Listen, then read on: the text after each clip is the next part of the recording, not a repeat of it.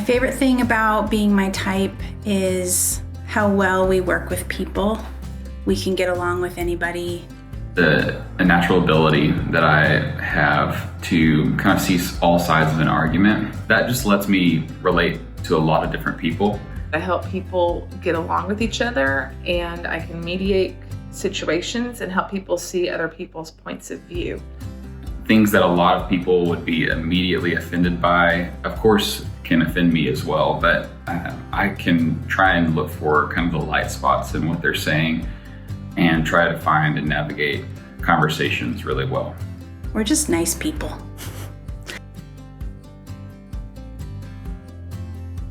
The curse of being able to see both sides of every story and every version of events. And so it becomes really exhausting because you can't really figure out what your side is or what belief you have because you can see all sides. It just makes it difficult. A lot of the time when I do have disagreement with people, I have a really difficult time challenging them unless I really, really trust that they're going to be able to receive it in a positive way and not be offended by what I say.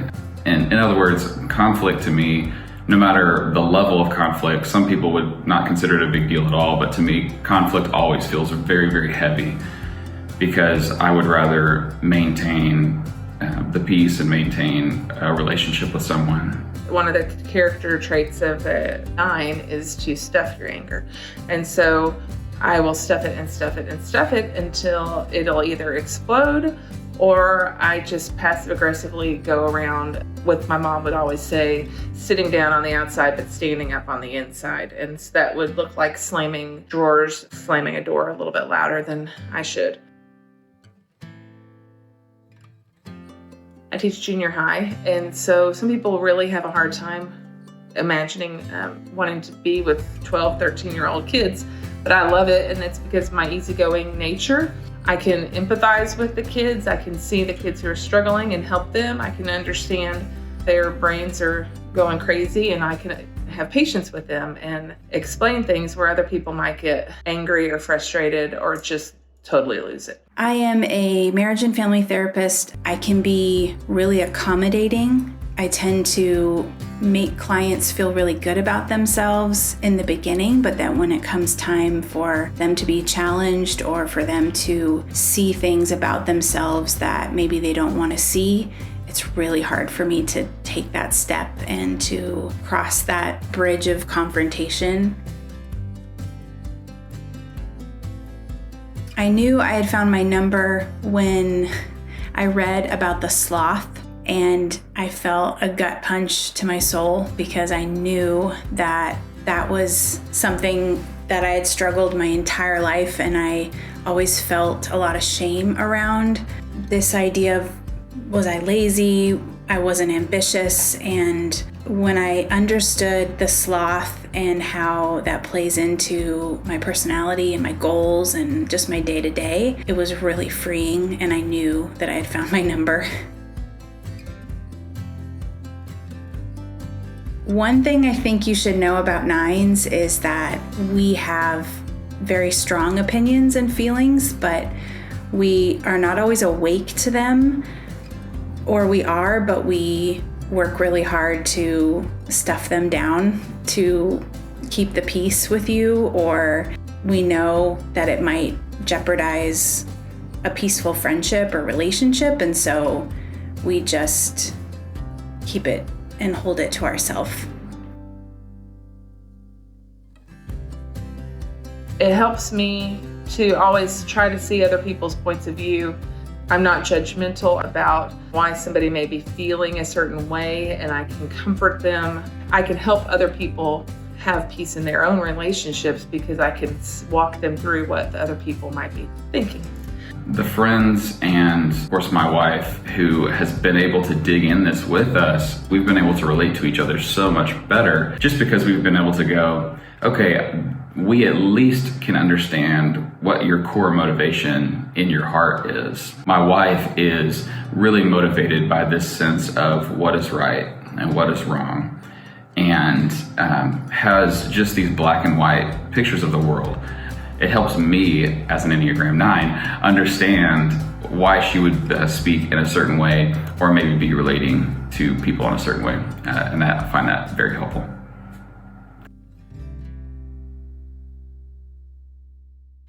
Learning that I'm a 9 has brought me a lot of freedom and removed a lot of shame from my life.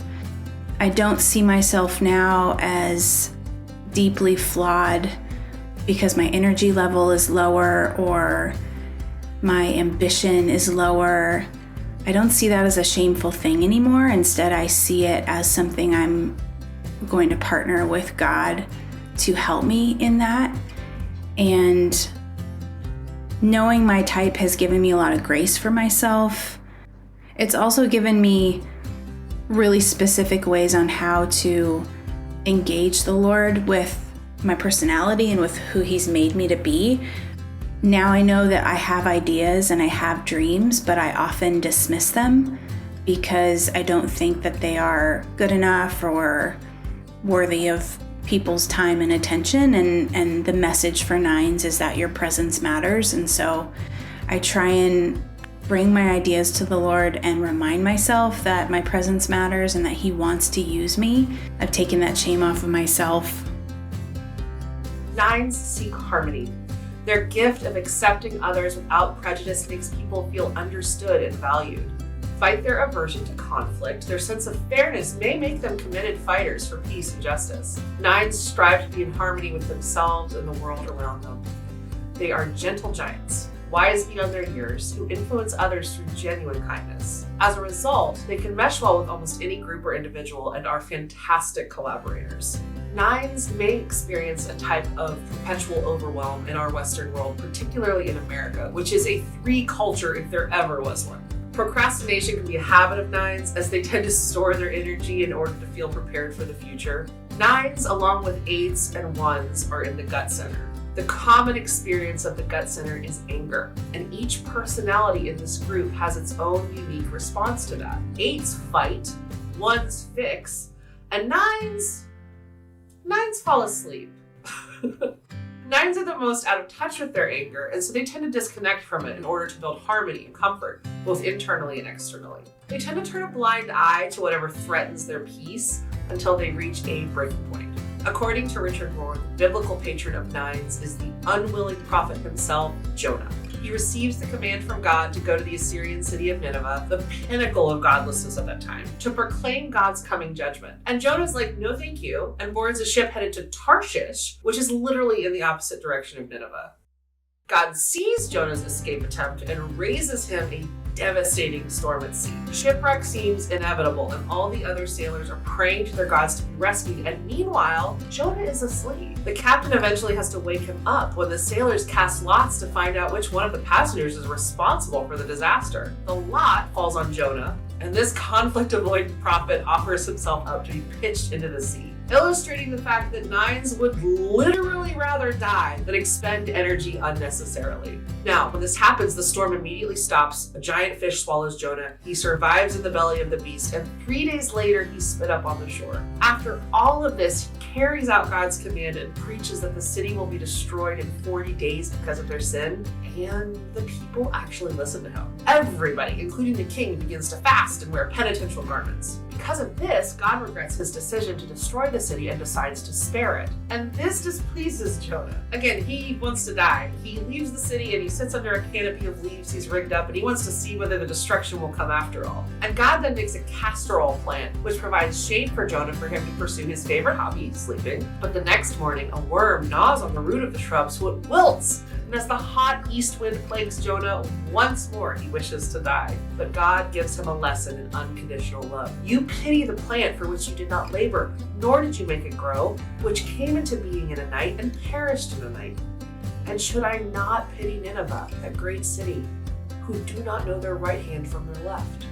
Jonah's apparent laziness isn't a disdain for work, it's cynicism and a resignation around death. Neither his own life nor the lives in the city mean much to him. Sleep and death seem to end all of life's conflicts. God challenges Jonah to deeds of love that can redeem both the prophet and the city. This is Nine's invitation to health, overcoming their secret cynicism. They have to learn the difference between unconditional love and unconscious indifference. When it comes to famous or fictional examples, Nines have an all-star roster. Jayber Crow, the titular character of Wendell Berry's great novel, Queen Elizabeth II, Harry Potter, Mr. Rogers, Barack Obama, Audrey Hepburn, Forrest Gump, and of course, SpongeBob SquarePants. We've described 9 in broad brushstrokes, but remember, each Enneagram type contains variations. 9s teach us the value of rest, of keeping the peace, of seeing both sides when it's appropriate. Thank God for 9s. And that is the Enneagram. This is the end of our series. We have covered a lot, but there's still a lot to learn. So if you're interested in diving even deeper into this system, here's a reminder of the resources that were used to make this video series.